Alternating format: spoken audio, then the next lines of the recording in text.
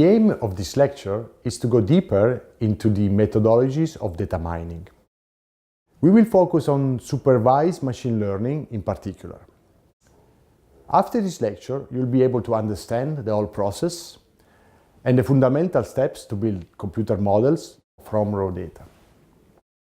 To describe the process, we consider a running example: the design of a machine that can automatically identify a cat or a dog in a picture. Let's say you have 10,000 pictures of animals. First step in the process is the selection of the useful data.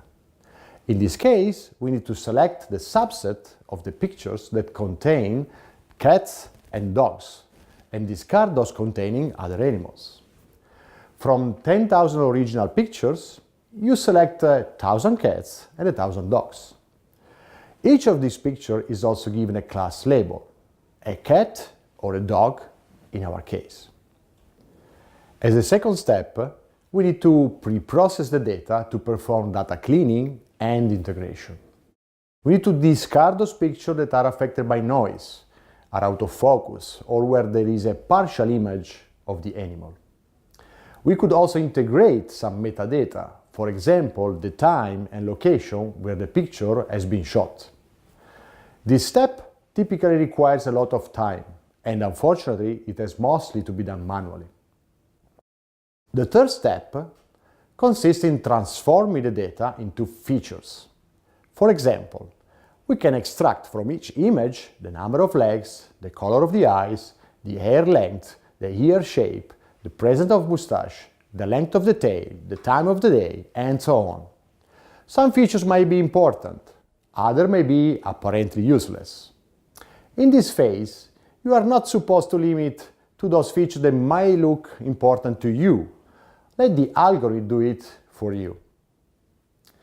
The output of these stages is a labeled dataset, where each object, a picture in our case, is characterized by some features, hair, tail, color, and there's a class label. It's a dog or it's a cat in our case.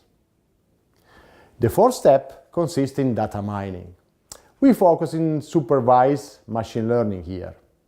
We aim at designing a machine that learns from data and builds a model that later is used to answer questions. Is there a cat or a dog in this picture? As input, we give the dataset of pictures of dogs and cats, complete with class labels. The machine then builds a model that is able to mimic the decision-making process to classify the pictures. There are several methodologies to build such machines, like decision trees, random forests, neural networks. A good data scientist can choose the most appropriate one according to his experience. The choice depends on the amount of data at disposal, the number of class labels to distinguish from, the speed in the decision process, and so on. At the end, we obtain a model, which can later be used to classify other data. In our example, it can tell if a picture, never seen before, contains a cat or a dog.